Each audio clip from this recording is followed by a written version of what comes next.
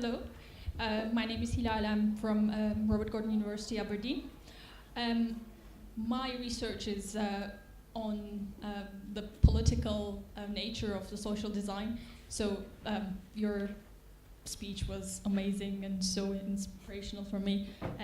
What I would like to ask is that the two concepts that came out so many times during my research, design identity and the responsibility or accountability. So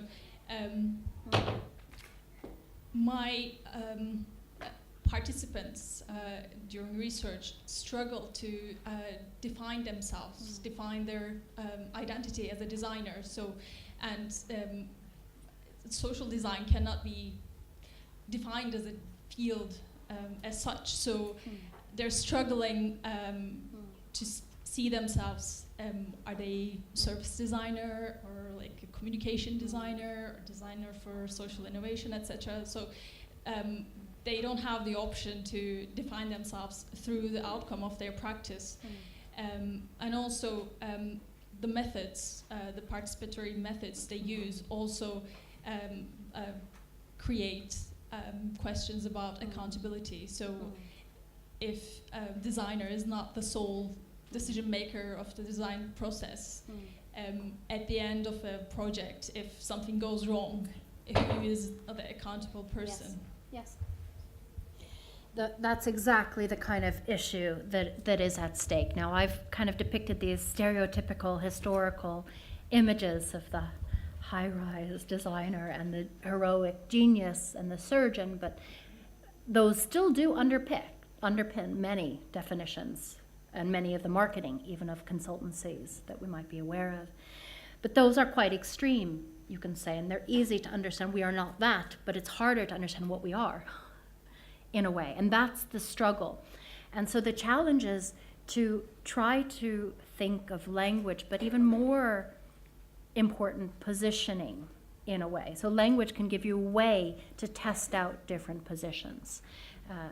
So try different words than facilitator, or multiply the words than facilitator, which we all use. So when we all use something, what we need extra words to say what it is that we're doing that's different, or what is it that we're intending, or what kind of organization or socioeconomic intention or effect, or are we working with specifically. And that should be a continual questioning process, in a way. And I'm not arguing for building a new discipline. I'm arguing for the use of words and language and the elaboration of ways, not the singularity or the building of new fortresses, but the use of language to question, to open up, but also differentiate relations. When I graduated here in 2010, there was no word for my profession. Every one of us went through the activity of writing our own job description. There was no profession called interaction design. And now that's the one. So this notion of identity and positioning is not an essentialist or a kind of monolithic project. It's a self-criticizing position. There is even in that the article that I wrote with Mahmoud Keshavarz, where he talks about his identity not only as a designer, but his identity as an educated male Iranian designer working in Sweden with undocumented women. And that whole identity, understanding that we affect many things through many levels of our own subjectivity as well as background. And that can be an asset, but that also needs to be very carefully negotiated, his power position with these undocumented women in very precarious situations. And he developed his own ethic, including new research methods to handle that. So this kind of continual negotiation, questioning of our identity in an expanded sense, and relationally doing that towards the others that we work with or work for. And then adapting, critically interrogating the tools, the language. In his case, it was actually looking at who took, in the paper we wrote, how the email thread was controlled by whom, And he was very conscious of his role as an initiator or as a decider, even in email-based conversations. So that very specific interrogation, which comes from an awareness, a self-critical awareness of one's own identity, in a way. There's no answer. It's a process. Yeah. Here we have another. Thanks very much for your talk. I was really also intrigued by the very articulate way in which you spoke about positionality in design. And then at some point you were talking about critical distancing. Yeah. And at other points I heard critical engagement. Yes. Now it seems to me these are like two different positions in a sense. And I'm really curious whether you can say a bit more about the movement between distancing and engagement and whether that's important in your thinking. Very, very interesting question. There's the whole criticism of criticality and the post-critical move and so on.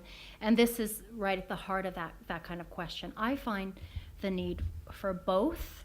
And it also depends what we mean by critical. Critical of what and through what. So for me, a feminist critical position is very different than a kind of a Frankfurt School critical position or oppositional. So the feminist way of doing criticality is emphasizing the body, there are many ways of being, very many feminisms as well. So there are different ways of critically engaging.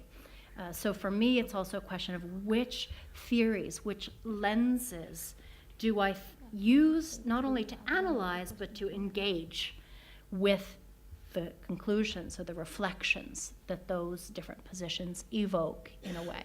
And it doesn't mean that the thinking comes before doing. Doing otherwise, starting to count my citation statistics was a very mechanical act, but it got me into, by doing it, it got me into entirely other ways of thinking. So this theory practice, the distancing, the engagement, there's no recipe for that, and I don't find them as oppositional as those who work with traditional critical theory, as you say.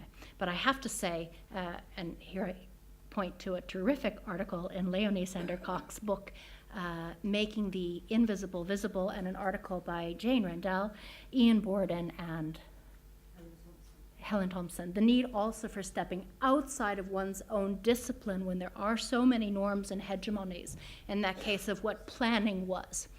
So stepping outside, using completely different theories to interrogate one's own discipline is sometimes extremely necessary. And in that book you find completely other ways of thinking about social and spatial planning that came, for example, from the non-professionalized social and spatial planners such as the Native Americans or the inner city communities. So sometimes you need very much that critical distance from your profession in a way. So I see the need both for proper critical theory, but also different kinds of more engaged, practice-led kind of theorization. Yeah. Thanks, Ramia. My name is David Hamers, Design Academy Eindhoven. I think, reflecting on your wonderful keynote, that we have also a risk here, because design, reaching out, engaging people, inviting to participate, involve, etc., has also become simultaneously, I think, very discursive, increasingly discursive, and in that sense, perhaps more and more inward-looking. This discursive turn could be, I think already is quite a barrier to involve a number of people. To be more specific, I see a kind of barrier with my own design students, both bachelor and master's levels. A barrier that signals the discursive getting into the way of the making that is at the heart of design still, I think. Do you recognize this risk, or am I completely wrong here? This is, in my mind, a much bigger shift of design's position disciplinarily, you could say. And you could trace that back from the actually division between craft design and architecture. If you follow, is it Jonathan Hill that talks about diseño and design, and the need for the word design coming from designer, which means literally drawing. The externalization of design knowledge so that it could be shared by not only the one that made it, but the one that has to implement it. And also the power position, the one that makes it versus the one that reads it.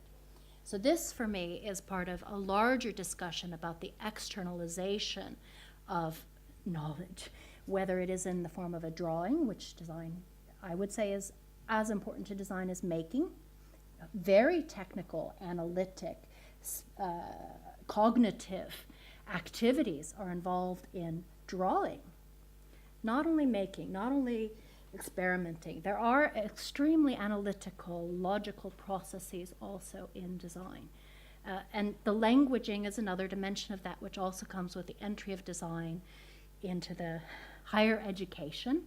You can say into the academy, where there are also different kinds of externalizations expected of designers. So it's both a condition of design history, also a condition of design work, the collaborative nature of design, the design methods movements in the 1960s, and the need for collaboration, which meant the need for processes and work plans and all sorts of other externalizations of design. So this is part of a whole range of externalization representational practices, which are expanding also due, as you say, to collaboration and participation. I don't think that means that negates, but it also doesn't, we shouldn't essentialize the other kinds of makings and material and embodied practices. We've always thought, but we shouldn't privilege, or at least we should examine the relation between the thinking, the doing, and what ways in which we do discourse, because discourse is not only verbal, it's in many ways.